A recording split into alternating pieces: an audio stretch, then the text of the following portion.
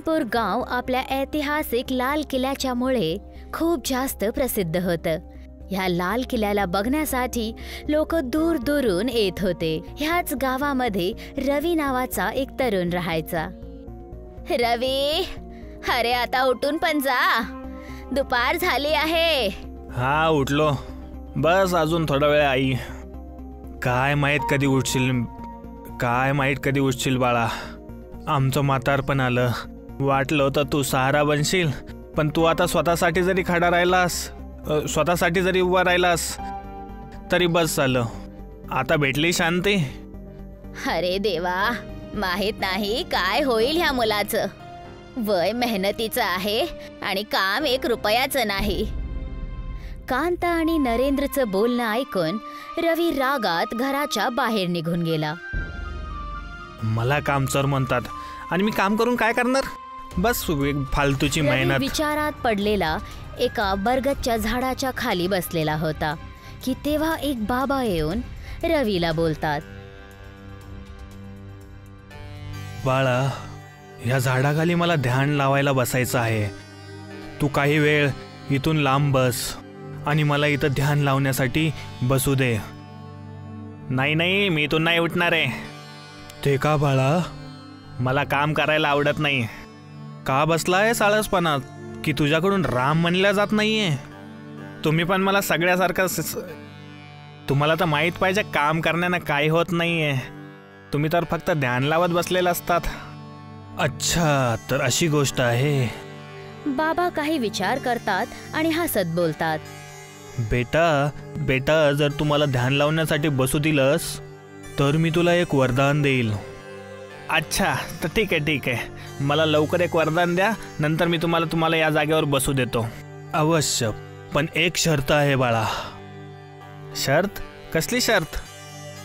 जे काही वरदान भेटल त्याचा दुरुपयोग नाही करणार तू, तेव्हाच ते वरदान सुरक्षित राहील.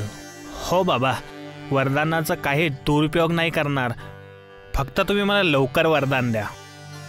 ठीक आहे, तर मी तुला कुठल्याही वस्तूला गायब किंवा प्रकट करण्याची शक्ती देतो. बस फक्त तुला हे मंत्र म्हणायचं आहे. ओम भट गायब हो जा स्वाहा. आणि नंतर बस चुटकी वाजव आणि कार्य पूर्ण होईल. हो बाबा, मला मंत्र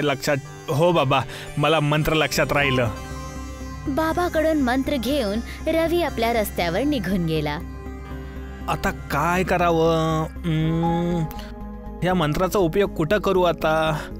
खरंच हे मंत्र काम पण करेल? रवीला तेव्हा एक तरुण बॅग घेऊन जाताना दिसला. जर ह्या बॅगला जर मी गायब केलं तर आणि विकलं तर बिना कामाचे पैसे येतील. ओम भट गायब होऊन जा स्वाहा.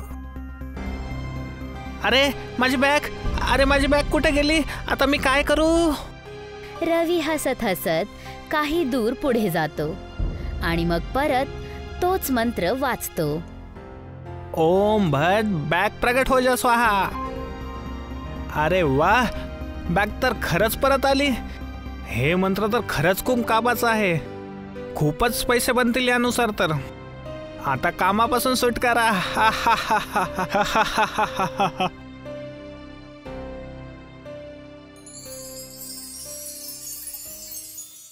त्याच रात्री रवी आपल्या हातरुणात बसून पैसे मोजत होता तेव्हा नरेंद्र येतो. बाळा रवी, तू काय काम सुरू केलंयस काय नवीन?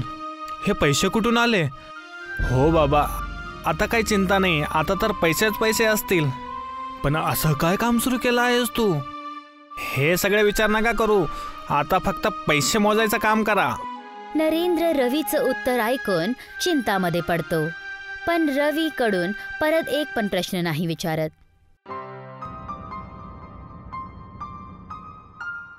रवी परत एक नवीन चोरी करण्यासाठी बाहेर निघतो आणि तेव्हा त्याला एक दागिन्यांनी लदलेली एक बाई दिसते.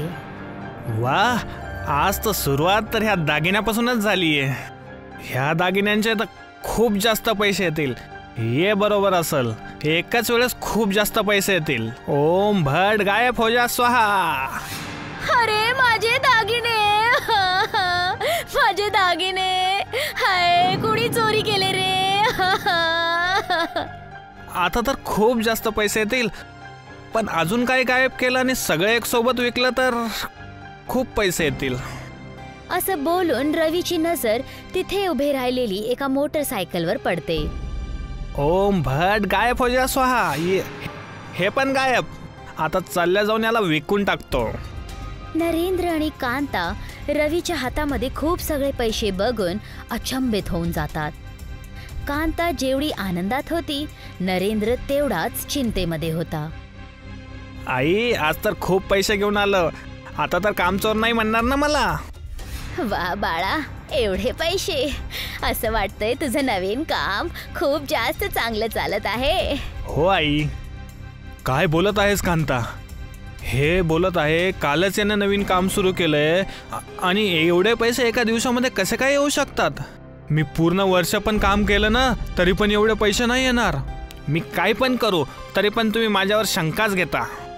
हो ना, खरं तर बोलत आहे माझा रवी. माझा मुलगा कामचोर नक्की असेल, पण चोर नाही आहे. नाही नाही, मला नाही पटत आहे. त्याला विचार, तू एवढे पैसे कुठून आणलेस? तुम्ही एका वर्षात पण एका एवढं नाही कमवू शकत, तर त्यामुळेच तुम्हाला याची शंका होत आहे ना. आणि तू इथून चालल्या जा आणि इथं परत नको येऊ कधी. आम्हाला असे पैसे नाही पाहिजेत जे की वाईट पद्धतीने कमवले असतील. हो हो, जातो. आणि मी पण इथं 1 मिनिट पण थांबणार नाही. रवीचं असं बोलणं ऐकून नरेंद्र आणि कांताच्या डोळ्यांमध्ये अश्रू आले. रवी तिथून निघून गेला. स्वतःला समजतात काय? पैसे नव्हते तर एवढं सगळं बोलायचे आणि आता आहेत तर हे तरी पण बोलतायत. चोरी थोडी केली बाळा. हो, फक्त गायब तर केलं आहे, चोरी नाही. रवी गावाच्या मुंशी मणिपालकडे जातो. महिपालराव, तुमच्याकडे काम होतं. मला एक घर घ्यायचं होतं. मोठं. हे घ्या पैसे. एवढे पैसे कसं काय? ते एक काम सुरू केलं होतं, त्याच्यातूनच भेटले आहेत महिपालराव. अच्छा, तसं तू आता गावात ऐकलंयस? गावात खूप जास्त चोरी होत आहेत. तर म्हणायचं काय आहे तुम्हाला? अरे बाबा, काही नाही. चल, तुला घर दाखवतो. 1 महिना निघाला होता. रवी आपल्या नवीन घरामध्ये बसून काही विचार करत होता. आता तर हे घर पण घेतलं, पैसे तर काही दिवसात संपतील. आता काय करू? परत दागिने गायब करू का? नाही, एवढ्या छोट्या चोऱ्यांना काही होत नाहीये. नाहीतर काही महिन्यामध्ये परत काम करावं लागलं. असं काही करतो की बाहेर काही सापडतो आणि नंतर काही दिवस काही वर्ष काम करायची गरजच नाही पडली पाहिजे. रवी महिपालकडून काहीतरी विचारण्यासाठी त्याच्या घरी जातो. महिपालराव, कशा आहात तुम्ही? मी तर ठीक आहे रवी. हे सांग की कसं काय आलास माझ्याकडे? बस एक प्रश्न होता मनामध्ये, तर आलो तुमच्याकडे. कसला प्रश्न? चैनपूरची सगळ्यात मौल्यवान आणि प्रसिद्ध गोष्ट कोणती आहे? चैनपूर तर आपल्या ऐतिहासिक लाल किल्ल्यामुळे प्रसिद्ध आहे आणि त्यापेक्षा जास्त मूल्यवान गोष्ट इथं कोणतीच नाहीये. हां, बरोबर बोललात तुम्ही. एकदा बघूनच येतो लाल किल्ल्याला. चला चला, मी येतो महिपालराव. रवी आपलं मन बनवून लाल किल्ल्याकडे निघून जातो. महिपाल रवीला शंकेच्या नजरेने बघत असतो आणि त्याचा पाठलाग करतो. वा राव, प्रत्येक वेळेस बघितलं तरी हा लाल किल्ला खूप सुंदर आणि काहीतरी वेगळाच दिसतो. एवढंच नाही, याच्यामध्ये तर खूप जास्त मूल्यवान गोष्टी पण असतील. खूप वर्ष कामाकडे जायची गरजच नाही पडणार.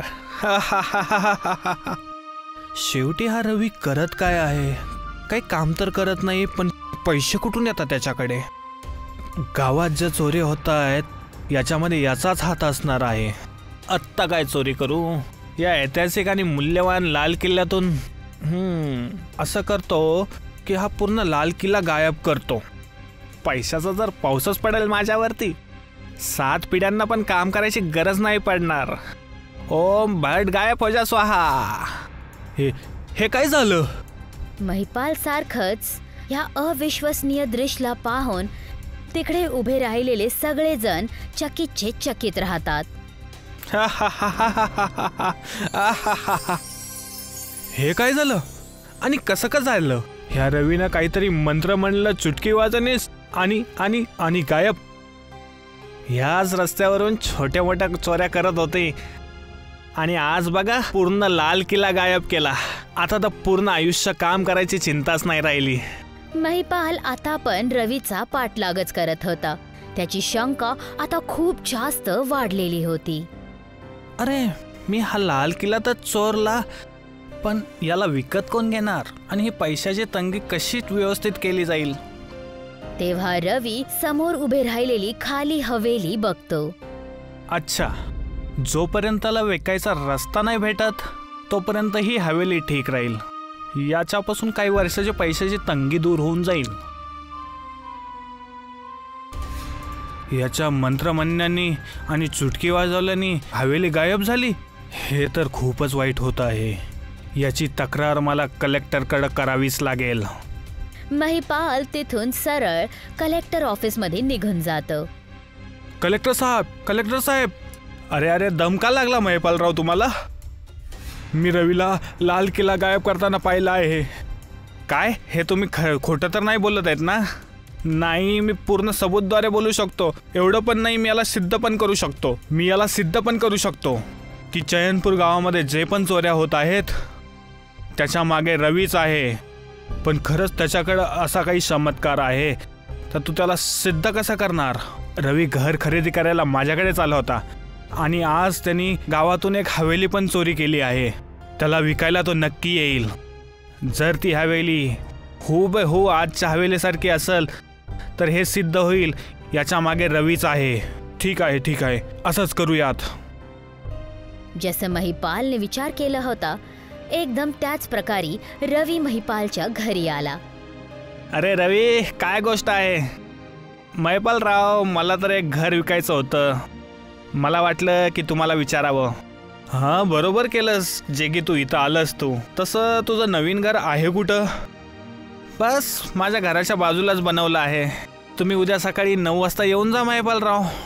अच्छा, ठीक आहे, आत्ता मी चालतो. रवीच्या जाताच कलेक्टर बाहेर येतो आणि महिपाल त्यांना बोलतो. कलेक्टर साहेब, आपण उद्या वेळेच्या आधी जाऊन याला रंगेहात पकडूयात. आत्ता रवी रंगेहात पकडल्या जाईल.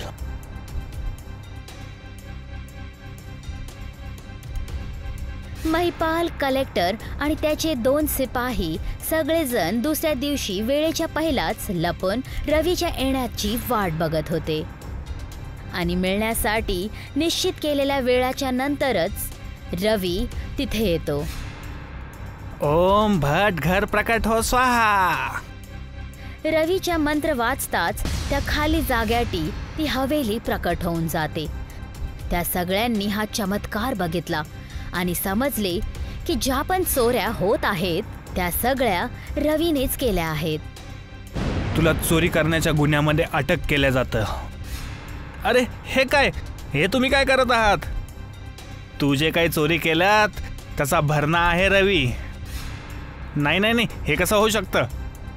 आता हात पाय मारून काय होणार? पहिले गलत काम करायचे, नंतर हे ढोंग. नाही, मला माफ करा. तेव्हा तिथे बाबा प्रकट होतात.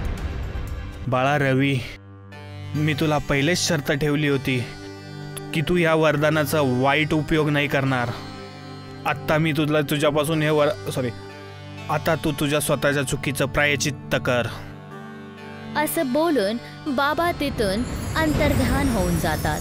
चयनपूरचा ऐतिहासिक लाल किल्ला एकदा परत आपल्या अद्भुत सुंदरतेने गावाची शोभा वाढवायला लागला.